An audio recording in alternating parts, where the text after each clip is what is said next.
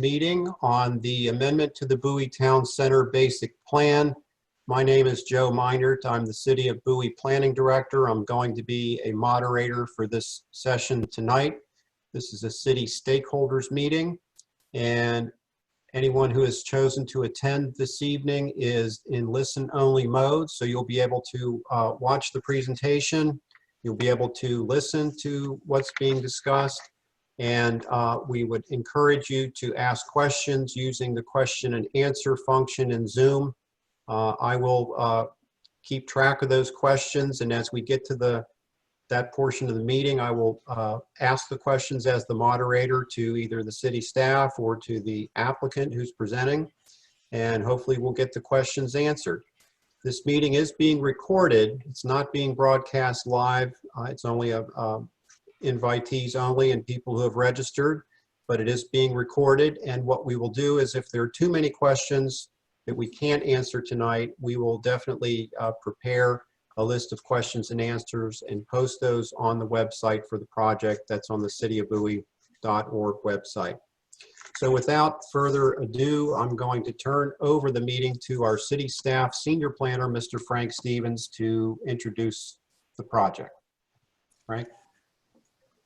Good evening, everyone. My name is Frank Stevens of the City Planning Staff. As Joe noted, tonight's meeting is a stakeholders meeting. It's an informal meeting. It's an opportunity for the applicant to present the project, followed by questions and answers. If the project tonight is as Joe said,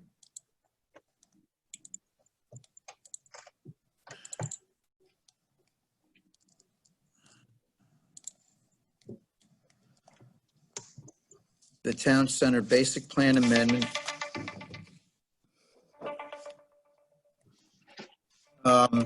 Which is the property tonight is a 10.8 acre, the Sears parcel located, that's shown in red here.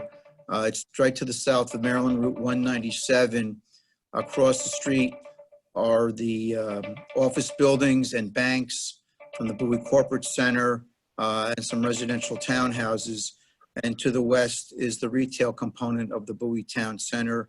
To the immediate east is the Best Buy retail store. The property is zoned MAC, Major Activity Center, in a comprehensive design zone.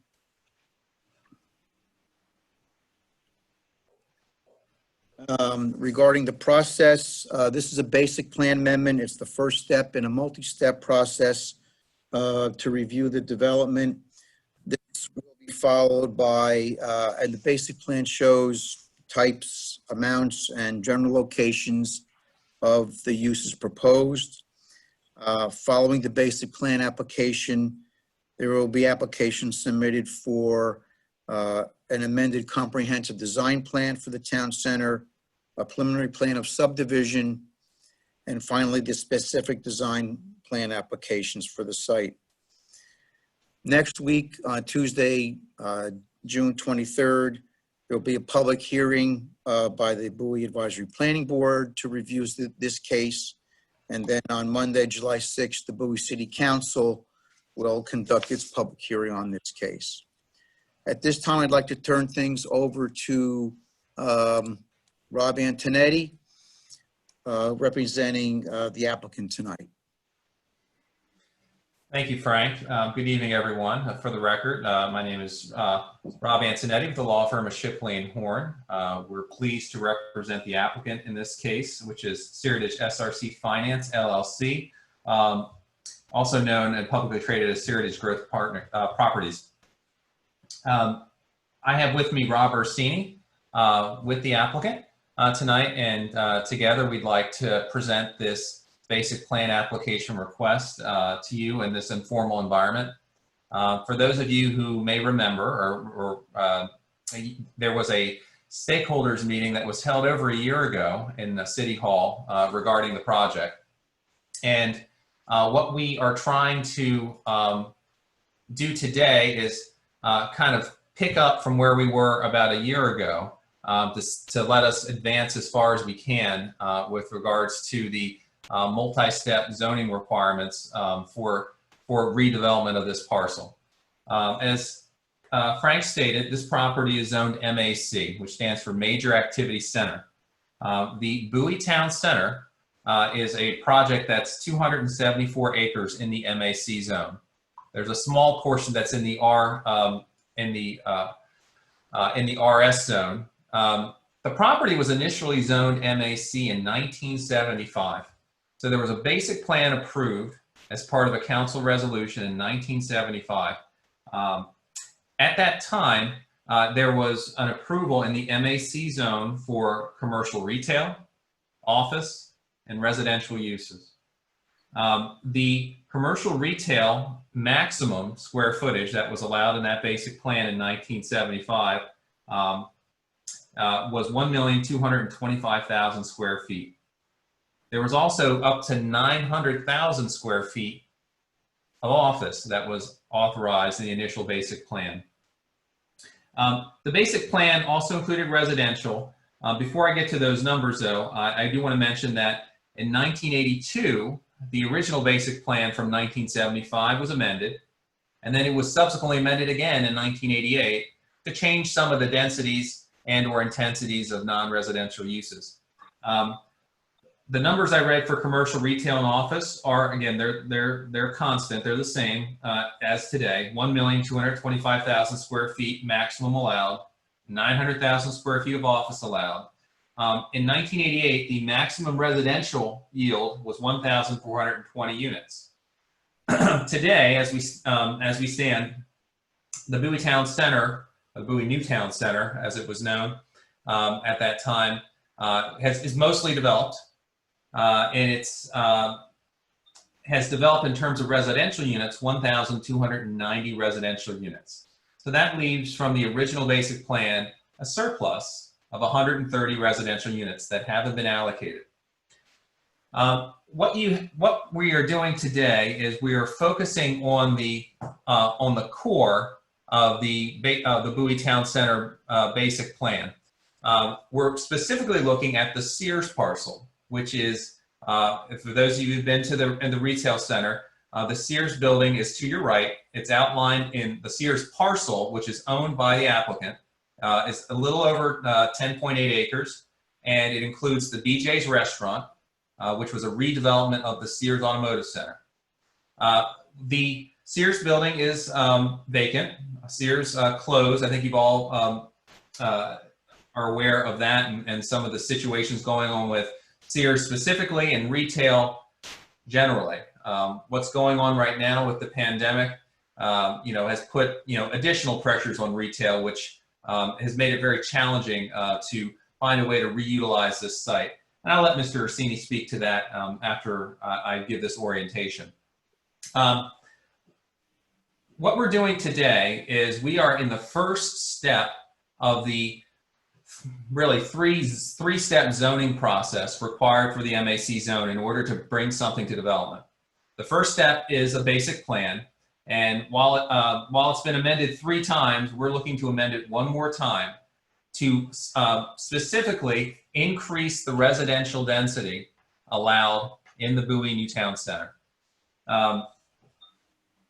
As I mentioned earlier, there is a significant amount of commercial, retail, and office square footage that has been approved for the project, and there is no need to increase that.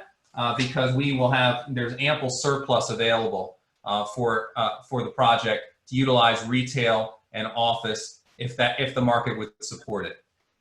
Here you have some pictures of the relatively recent pictures of the Sears building showing it is now closed and vacant.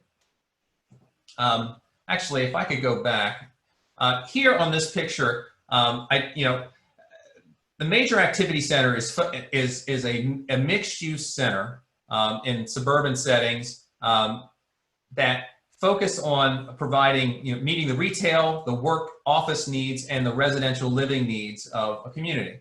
And what's really fascinating about this project is this is one of the few MAC properties and projects in the county that have actually developed, according to the vision that was set forth in its original basic plan and in further master plan guidance.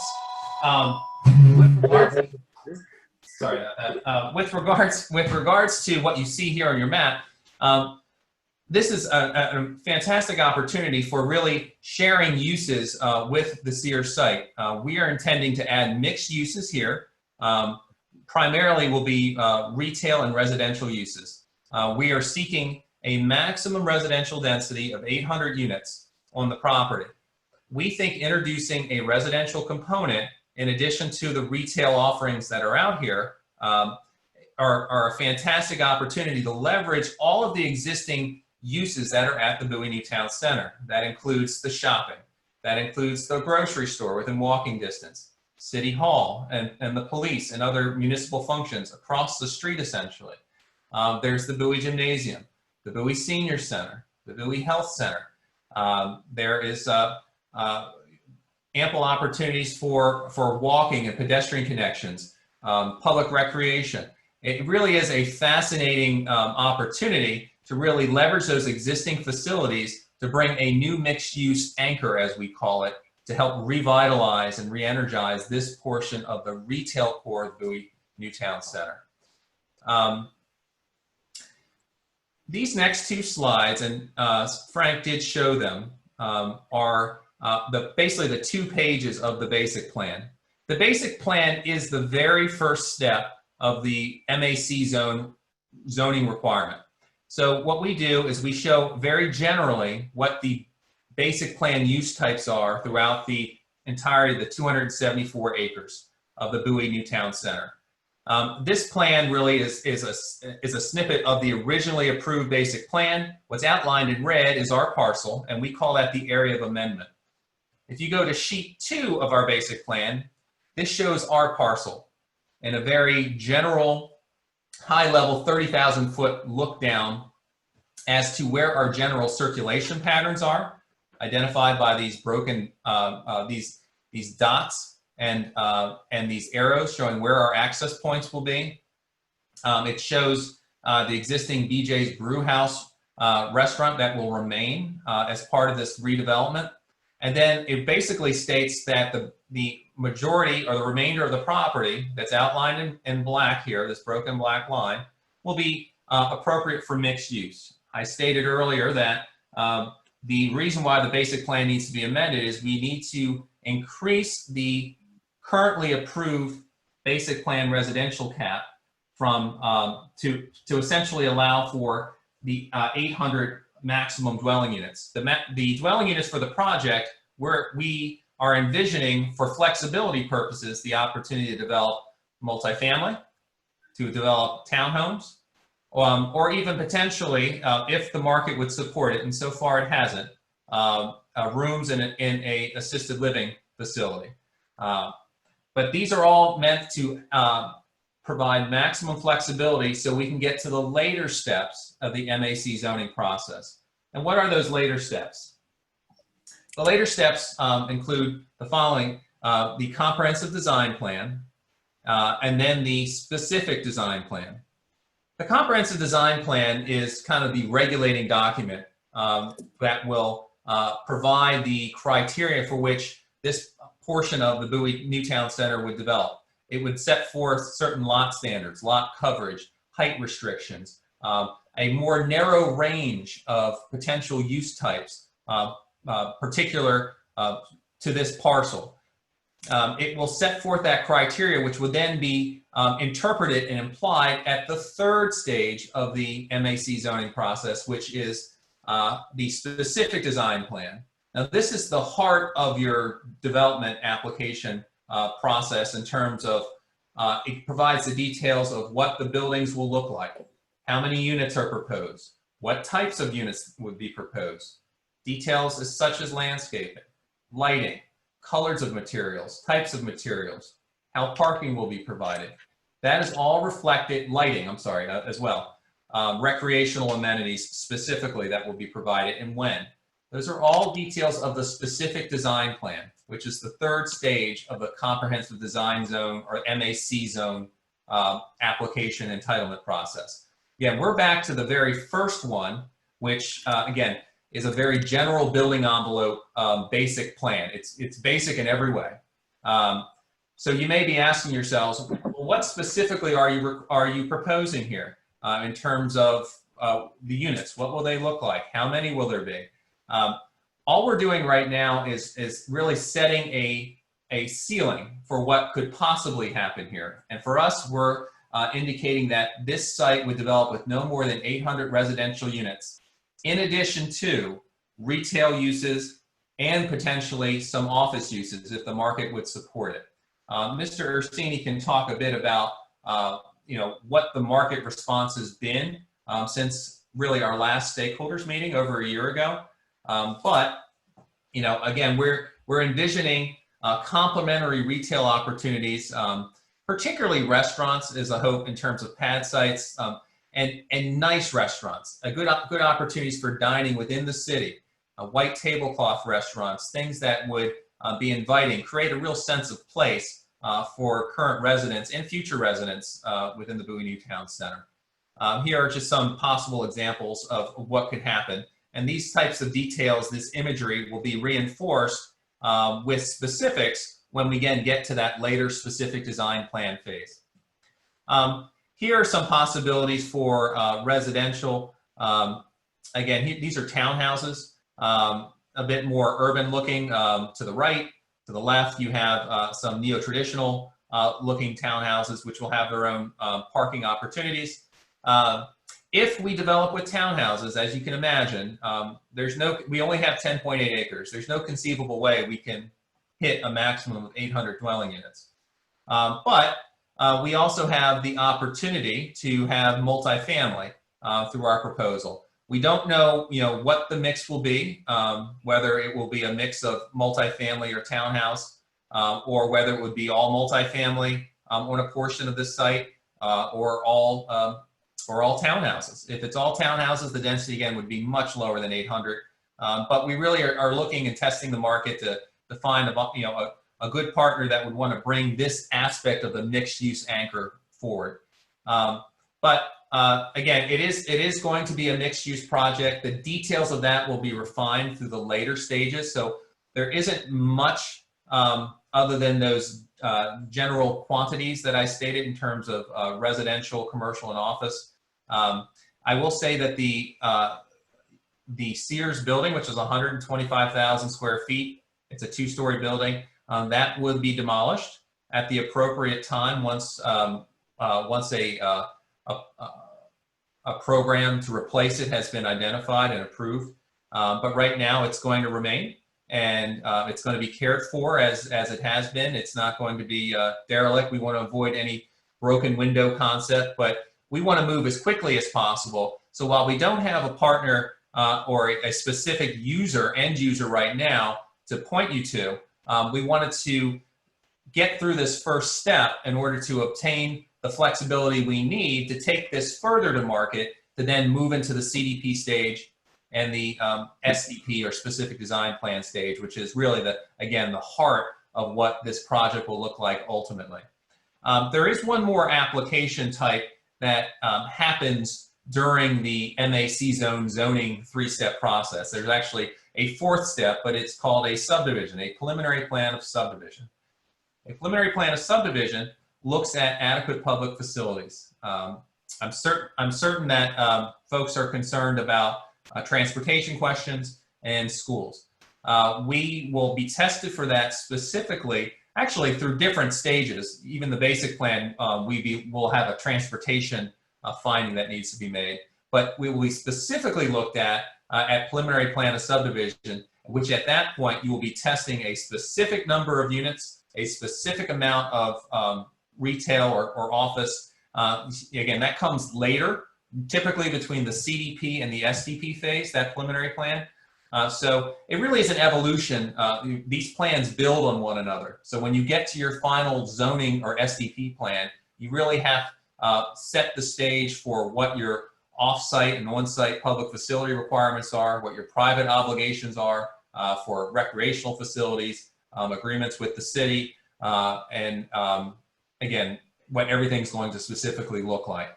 So while this may not seem like the most exciting step, it is a necessary step. It's needed for flexibility, and we thought, particularly during this downtime with the pandemic, that it's appropriate to really advance the project, at least through basic plan, so Rob Orsini and his team can continue with the discussions with the market and potential partners, so we can get to these later stages. So with that, and hopefully, Rob, I didn't cover too much of what you were going to cover, but this is Rob Orsini, and on behalf of the applicant. And Rob, if you need me to show any slides, let me know, or I can leave this one up, whatever you feel is appropriate. Thanks, Rob. I think if you put it on the retail and restaurant image, I think that's probably fine to leave it there for now. Good evening, everyone. As Rob mentioned, my name's Robert Orsini. I'm with Seritage Growth Properties. I appreciate you taking the time this evening to listen to our application and what we have to say. And we think this is an important time for us to get feedback from the community. So we really appreciate the city setting up the stakeholders meeting so that we can get that feedback, and it ultimately will result in a project that both ourselves and the community should be proud of.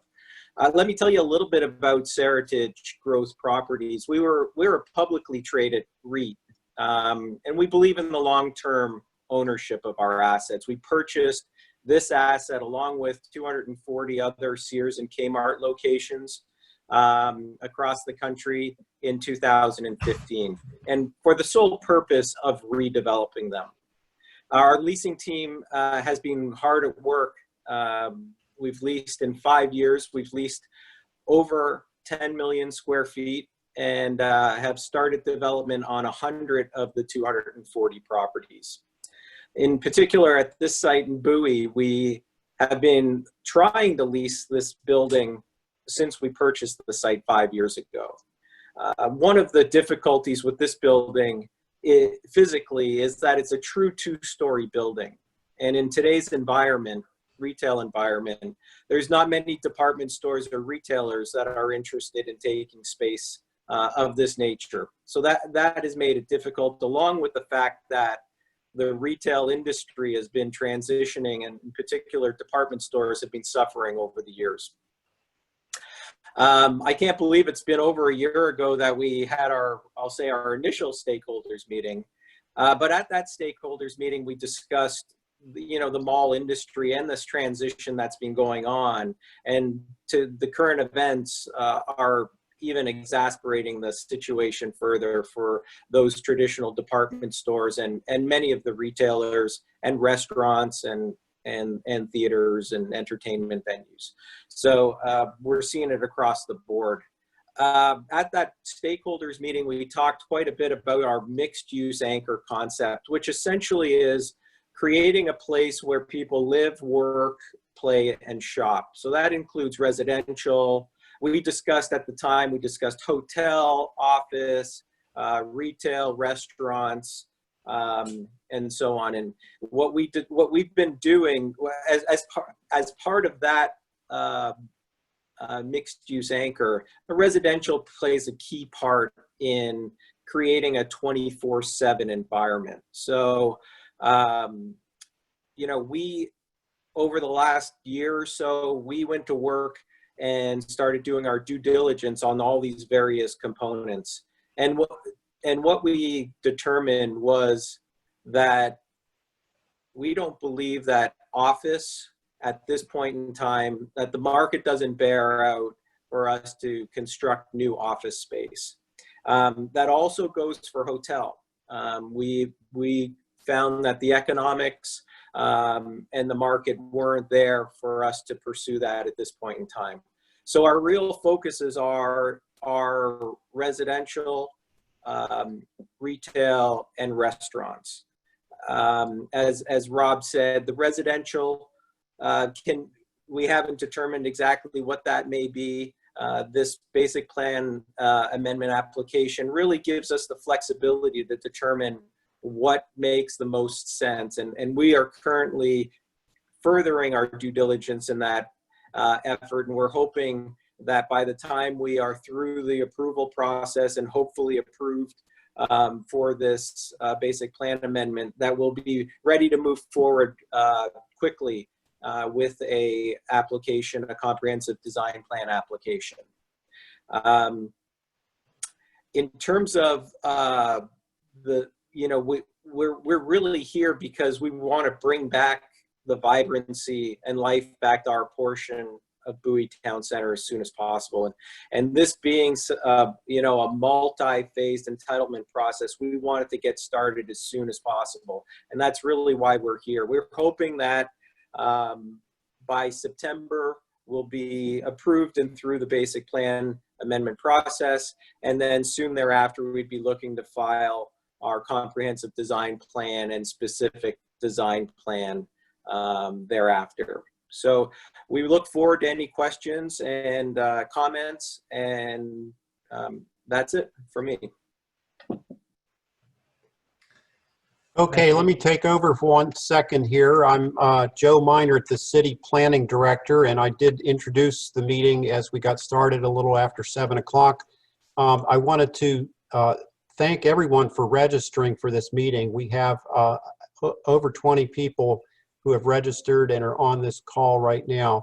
And the way that we're going about the meeting is to encourage people to ask questions through the chat function. Everyone is in the listen-only mode. So at the bottom of your screen, if you hover over the bottom of the screen, there's a Q&A box. And if you can feel free to type in your question, I will read the questions and we will have the panelists respond. So we're up to 3 questions now. So let me go ahead and take a look at the first question. Okay, question number 1, this is for the developer. What standards for energy efficiency and minimizing greenhouse gas emissions will be used for the buildings?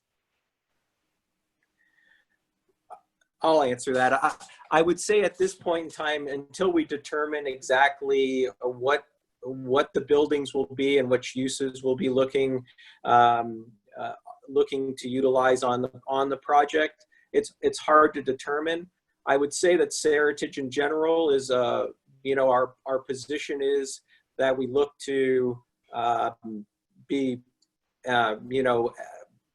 we look to the green standards and look to try to do our best with respect to energy efficiencies and greenhouse gas emissions, though. I would add to that, currently the mall area and this portion of the Sears parcel has a lot of asphalt. There's an opportunity through the redevelopment here to break up that asphalt, that imperviousness, and employ the required environmental site design requirements for stormwater management, which requires smaller ESD devices, bioretention areas, and such that could help break up some of that situation, so that perhaps it would have a greener footprint as a mixed-use dense project, as opposed to its current situation, which is more of basically a retail building surrounded by asphalt parking. So, there's opportunities in that, but as Rob stated, certainly as we advance through the project, we'll be evaluated for stormwater management and meeting those requirements, and as well as the specific green elements of the buildings as that construction type is determined.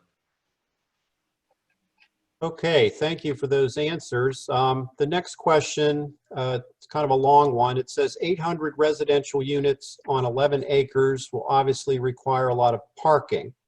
That should be a concern for other retail tenants in the town center as well as nearby residential communities. Although the project is not yet at the CDP and SDP phases, what can you tell us about plans for parking at this point? And then also, a follow-up question was that the full school facility charge would apply in this case unless there are assisted living units in this plan. Rob? Yeah, I'll take a shot first, Rob. In terms of 800 units on 11 acres, you're absolutely correct. That's a lot of density on an 11-acre parcel. If we were talking about that number of residential units, you'd have to go to structured parking. We would have to park our site independent of the rest of the mall and make sure that it parks, to code. So we would have to create the parking on our site. As I said, if it's upwards of 800 units, you're definitely looking to structured parking in order to do that. So it all depends on how many units we ultimately will be proposing, but it could be anywhere from structured parking with a fairly dense unit count down to townhomes, which would probably be surface parked. Rob, I don't know if you want to mention for a minute the kind of the relationship and interaction with the remaining mall ownership in terms of how they view this and view this opportunity for the redevelopment of the Sears parcel. I'm sorry. I was saying with regards to the remaining owner and Yes. or owners within the Bowie Town Center, the retail core, they are supportive of this project, and I know you've had more conversation with them and what their expectations of how our site would interact with theirs and hopefully enhance it. Yes, Washington Prime Group has expressed support for us moving forward with redevelopment plans here, and so I would envision them being supportive through the project and seeing as opposed to an empty Sears building, seeing some life and vibrancy at this end of the center. Thank you. With regards to the school facility surcharge, just quickly, yeah, that would apply according to county law. So if it's a qualifying unit, and for example, an assisted living unit does not pay a school facility surcharge, but the current for units that it applies to, I believe it's almost around $16,800 per unit. So for those eligible units, yes, they would have to pay the full school facility surcharge for those that are required under county law. Okay, and just to follow up on that, another participant asked, how would the new units affect the surrounding schools, especially in light of the addition of other development projects such as those at Melford? Rob Antonetti, do you think you can talk about that? Sure.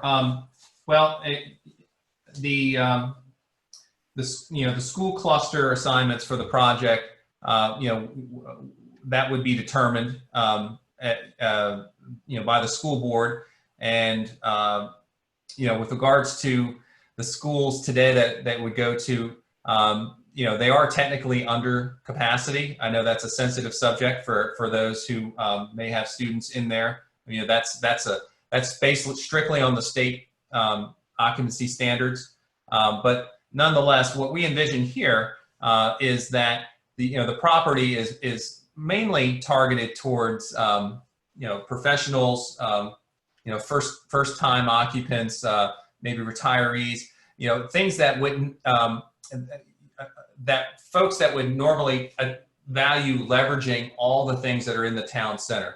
That wouldn't necessarily mean that it's something that would be a big attractive draw for young families, something that would create a huge student population.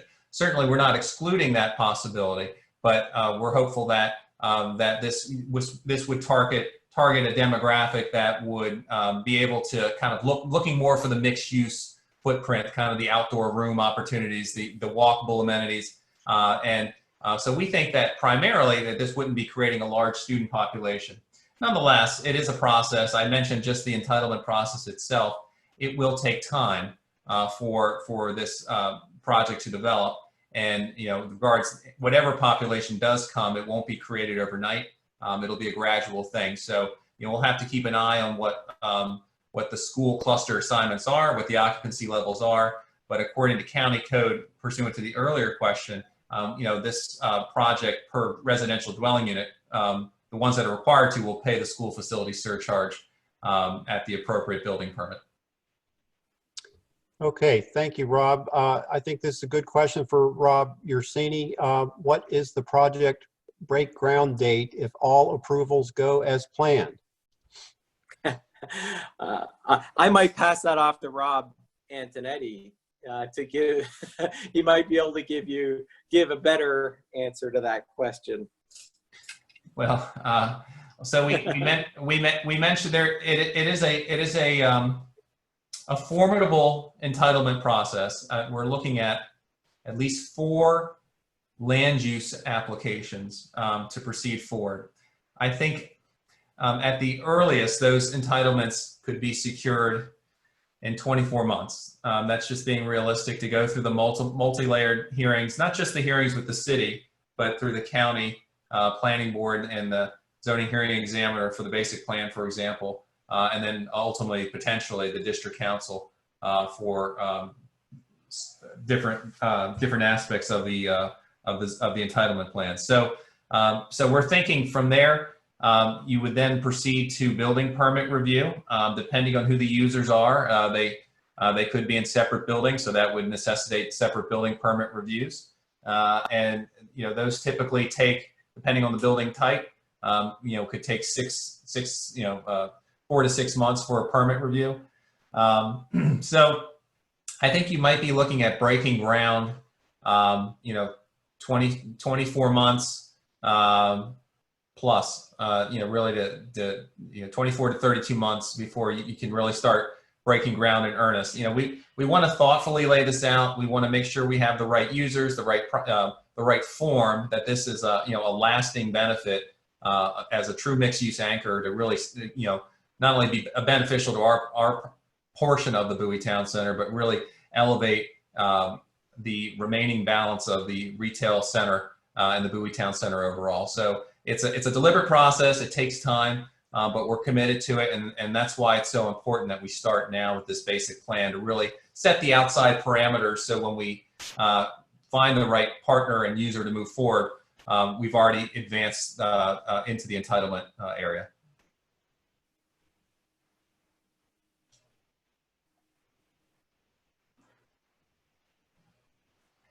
Hey, Joe, I think you're on mute. You're right. Thank you.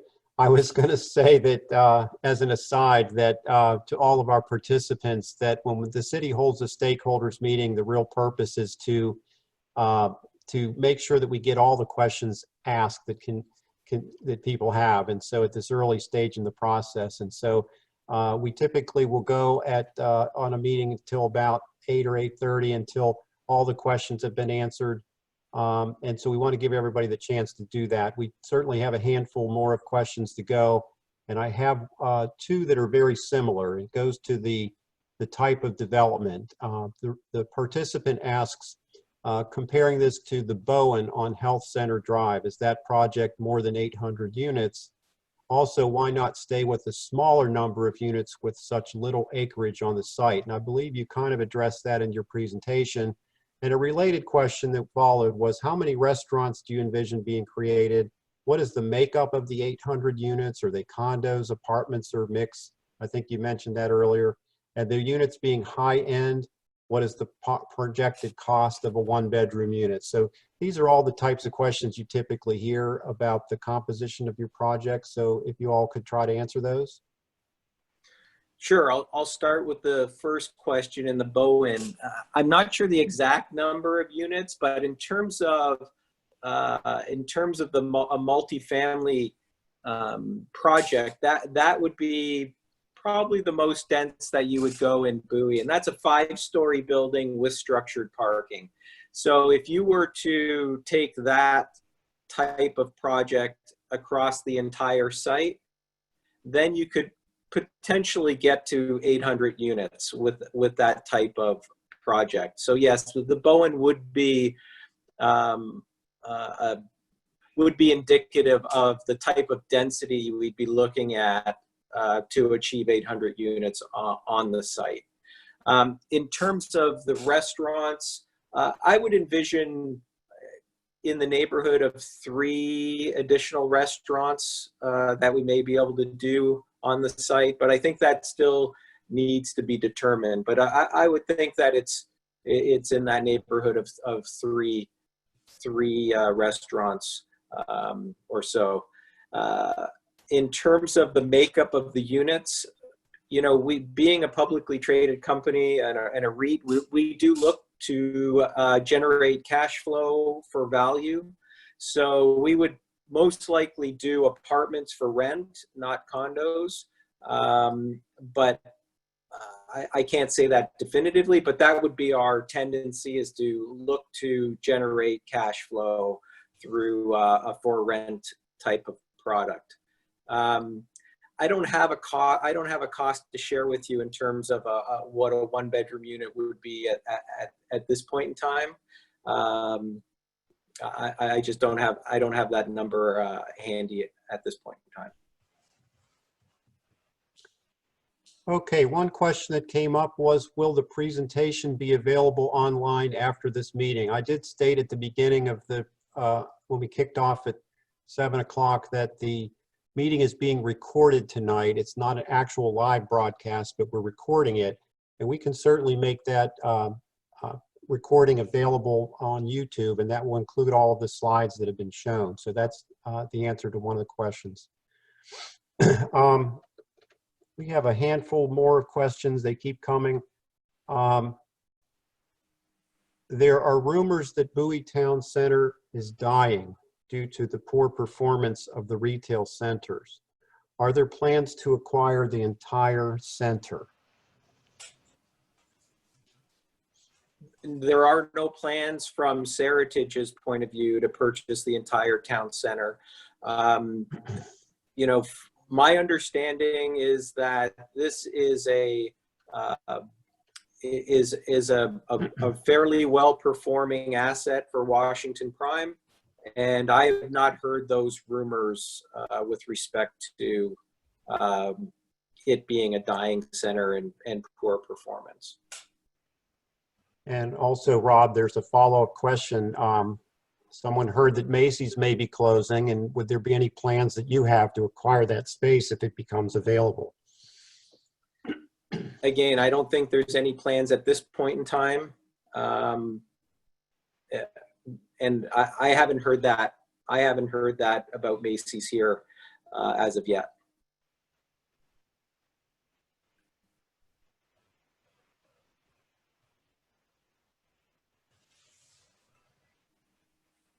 Changing the subject now to traffic. What impact will the project have on local traffic? Would provisions be made to reduce traffic impact in the area? So with regards to traffic, we have commissioned a traffic study, a traffic impact analysis that was prepared, studying the impact of additional residential units on the site. It also looks at existing uses that are within the Bowie Town Center. It also included as background considerations, basically things that are considered developed even though they're not, the kind of the maximum retail and office square footages that are surplus that haven't been utilized but were approved with the basic plan. That's significant because it really is the most conservative view you can take in terms of analyzing traffic from what we're proposing, including everything that exists and everything that could exist under the initial basic plan approvals. The study essentially showed, using the guidelines from the traffic design guidelines of the county, which are the requirements here, that we studied 7 intersections, critical intersections, pursuant to a scoping agreement with the county's planning department. And essentially, in a nutshell, the roads were deemed adequate for the travel patterns that would be indicative of a mixed-use anchor with residential. Primarily, the allocation or trip distribution showed the majority of trips utilizing either US 50 from 197 or US 301 from 197. The majority would be US 50 heading east or west.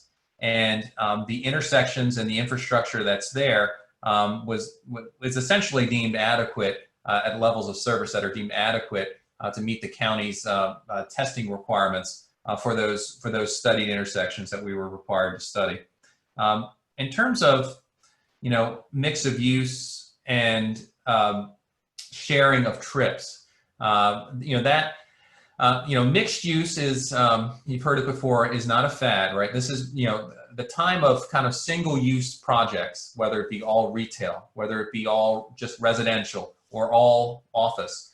That really is not the predominant methodology for moving forward. It's not as green. It's not as flexible to change to market demands. And what you have here is the installation potentially of residential uses in something that was, a single use area for retail only.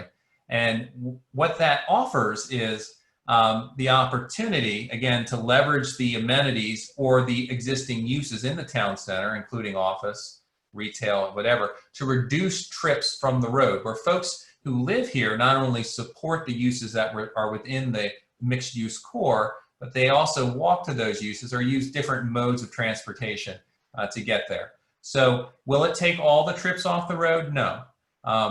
Will the uses we're proposing, will they be replacing the trips that existed when the 125,000 square foot Sears building was proposed? Yes, they will. All the road analyses that we've done show that the road networks will work for this, but we also anticipate to capture some trips internally by taking folks off the road. Rob, I don't know if you want to talk about some of the things you've seen.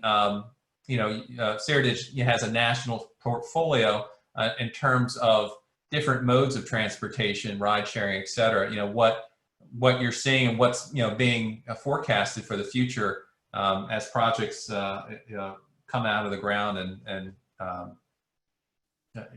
have those opportunities. What are you seeing or hearing in your development portfolio?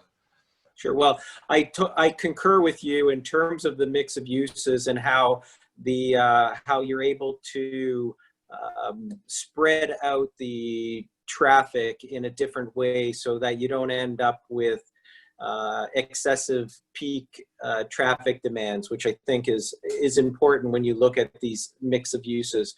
I was also at an interesting convention last year talking about the future of parking in retail centers and traffic. And what was very interesting to me was they're projecting in 10 years that that the shopping centers will require up to 50% less parking because of the various rideshare opportunities, even scooters, and different ways and different modes of transportation. And I think that will go a long way also to not only reducing parking on sites, but also reducing traffic on the surrounding roadways. Okay, we may have a few more questions about traffic and circulation, but I'm going to go to this one, which is really meant to educate some of our listeners. Many stakeholder participants are not familiar with some of the development terms being used and the players. Can you please explain the difference in the roles between Seritage and the partners/users? I'll answer that. When we talk about partners and users, we're really talking about potential tenants of ours or people occupying space within our projects. So that's really what we're talking about. Seritage being the owner developer, and partners, users being the occupants and tenants that we would be. We consider them partners because they're important to our success, as important to our success as anything. So that's what we're referring to when we talk partners to users. Okay, couple questions here related to the walkability of the project and the design of it. Will the developer work with the town center owner to increase the walkability from the proposed housing to the Safeway? Walking through a large parking lot as it currently exists is not friendly, but very car-centric. I would say definitely we would be looking as part of our CDP and SDP, we would be looking to make those connections not only on site, but looking to make those connections to the greater community. We've met with the subcommittee, the Green Subcommittee at the City of Bowie and discussed these things back probably a year ago. And we look to pick up those discussions moving forward as we start to hone in on a plan that makes sense. So that's absolutely something that we'd be looking to do. Now, we will be looking to connect into existing infrastructure that is the rest of the mall, but again, we'll be making those connections and making sure that that our project is very walkable and pedestrian friendly on site and off site. Thank you, Rob. And the next question, I think you may have touched on this. Will the development tie into Emerald Way, perhaps as a linear plaza? So this is speaking to how your project is going to orient itself to Emerald Way. So Emerald Way is the main thoroughfare that goes down the middle of the inline stores between the anchors, Rob. Right. So I think that that's an important connection point between our project and our site and the mall and the rest of Bowie Town Center. You know, one of the shortfalls of having a big department store at the end, it really acts as as I'll call it like the cork at the end of the wine bottle. You have to walk around the building to get into Bowie Town Center. So one of the things that we've been thinking about from a planning standpoint is creating better connectivity to Emerald Way and making sure that we're able to utilize that as a real asset for our project and be able to tie the two together. That's a great answer, and I think it lends itself to the next question. Will structured parking have retail on the first floor? Will it look like a garage or have a building facade? Would it be designed in a manner such that it could be converted for human occupancy? That's a very good question, because it sort of gets back to my point that I made earlier, that if the predictions are true and we're not going to need 50% of the parking spaces in the future, being able to convert some of these garages to occupiable uses is something that I know I've been thinking about in not only in this project, but been thinking about it in the larger context of some of the other projects we're looking at. So I would say that if we do structured parking, we would definitely be looking to design them so that they would have a facade, and they would essentially, I won't say disappear, but they essentially would feel as if they're part of the rest of the project. With respect to retail on the ground floor, I think that would just depend on the particular design and where exactly how it's located with respect to the roadways and driveways throughout the project. But I would say that's not out of the question to have retail on the ground floor of parking garages to make them blend in more with the overall aesthetics of the project. And in my own view, I think as you get further into the stages that Rob mentioned about review and designing the CDP stage, for example, some of those details will start to become a little more evident as to how you're going to site something on the property, where it's going to go, how it's going to function. So a lot of those details will be probably wrapped up in the next review phases.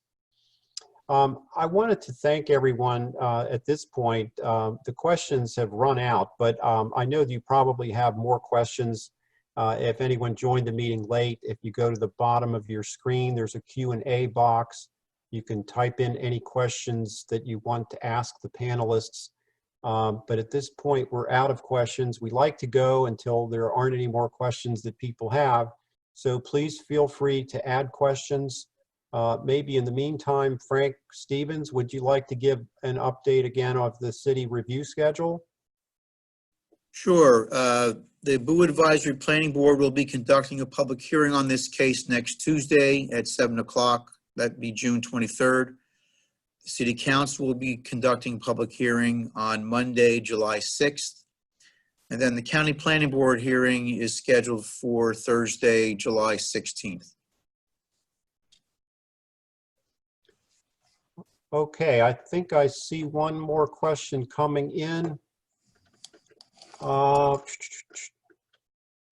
still looking for it. Would you all, the panelists, have any other comments you'd want to make at this point while we're waiting to see if there are any more questions? Wrap up? Rob, if you feel free. No, I would just like to say that, I think we've said it a couple times in this presentation is, I think it's important to have these stakeholder meetings early. Getting feedback and comments at this point in time really helps us address issues and be able to come to the city with a CDP that's been well thought out and has community input and hopefully community support. As I said, I think it's a relatively long entitlement process. So getting started with this basic plan amendment really allows us to gives us a larger universe of possibilities to be able to move forward with, and therefore increases our likelihood of success of being able to move forward with the successful project. So again, I thank you for all the comments. All the questions were excellent questions, and I appreciate it very much.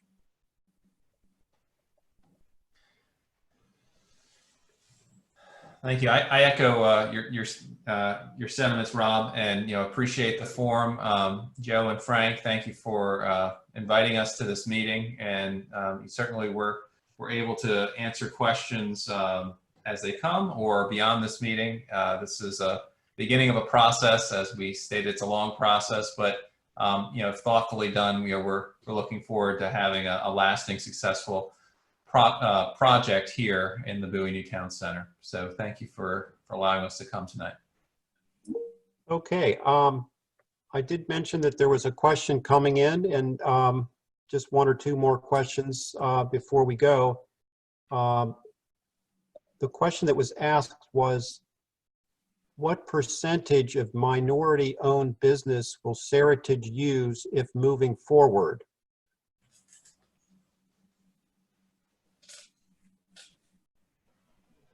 I don't have a specific percentage to share with you this evening, but I can talk to our executive team and see if we have a corporate-wide policy with respect to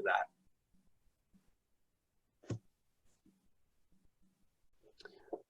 Okay, appreciate that answer. Let's see. Are there any requirements to use local contractors? And is district council approval needed for any of the review phases? So district council approval is needed for the basic plan, the comprehensive design plan, and potentially the specific design plan if they choose to review the matter. The preliminary plan of subdivisions in the exclusive jurisdiction of the county planning board. So the district council does not hear that particular case type, but the district council will be a prominent reviewing agency essentially for this project. And starting from the basic plan, again, they're foundational plans. They build upon one another. This one's a very broad brush look at what could happen here, and it gets refined further and further. But the district council is the one that approves the first broad stroke of what could possibly happen here. So, so we look forward to bringing those other applications forward and interacting with the city, with you all, and the county, and ultimately the district council on those application types that I mentioned. Okay, I appreciate that answer, Rob. I wanted to also mention to anyone who's listening that the city staff report will include a summary of the questions that are being asked tonight and the answers that have been given. So we always attempt to write those questions and answers up to let the city council know how the meeting this evening went. I am also trying to bring up a couple of additional questions that were asked, but I'm having trouble doing that. So I believe we're probably finished at this point, and we will attempt to answer any other questions that come in, as I mentioned, on our website. So I'd like to close the meeting at this point, unless there's anything else the panelists want to add. No, thank you. Thank Okay, you. well, we appreciate your time tonight and appreciate the time of all those who chose to tune into this meeting. Recording will be placed on our website as soon as we can get that up on the project, Sears project website. And thank you for joining us tonight, and continue to participate through the city's public hearings in the next couple weeks. So thank you and good night, everyone. Good night. Thank you.